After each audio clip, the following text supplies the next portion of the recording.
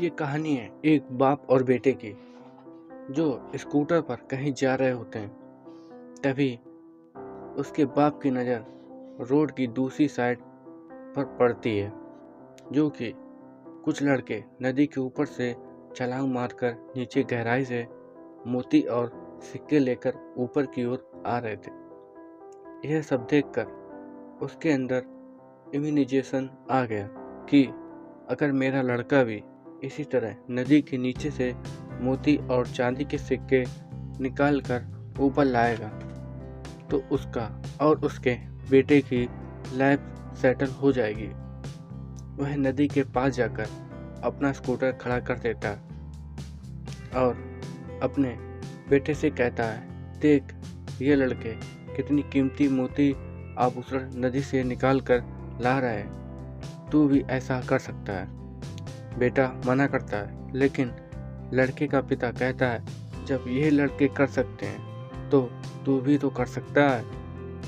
और लालच में आकर अपने बेटे को पुल से नीचे धक्का दे देता है, बिना ये जाने कि उसके बेटे को तैरना आता भी है या नहीं। और अपने बेटे को पुल से नीचे धकेलने के बाद उसका इंतज़ार करने लगता है कि उसका बेटा कब नदी के नीचे से मोती और कीमती सिक्के लेके निकलेगा। लेकिन ऐसा नहीं होता, क्योंकि उसके बेटे को तैरना नहीं आता। जब तक उसके बाप को होश आता है या समझ पाता है कि उसके बेटे को तैरना नहीं आता, तब तक बहुत देर हो गई होती है। उसके लड़के की डूबने के कारण मृत्यु हो गई होती है। वह बाप चिल्लाने और रोने लगता है। वहाँ पर काफ़ी भीड़ इकट्ठा हो जाती है। तभी एक सज्जन व्यक्ति उससे पूछता है, भाई क्या बात है, क्यों रो रहे हो? वह सारी बात उस सज्जन व्यक्ति को बताता है। सज्जन व्यक्ति कहता है कि तुम्हारा बेटों को तैरना आता था?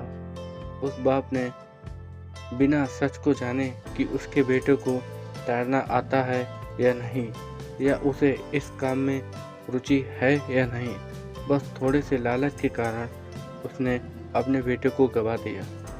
अतः हमें इस स्टोरी से ये सीख मिलती है, हमें वह कार्य करना या किसी व्यक्ति को अपने उसका रुचि हो, जैसे एक पेंटर से आप पेंट करवा सकते हैं, ना कि किसी भी व्यक्ति का इलाज।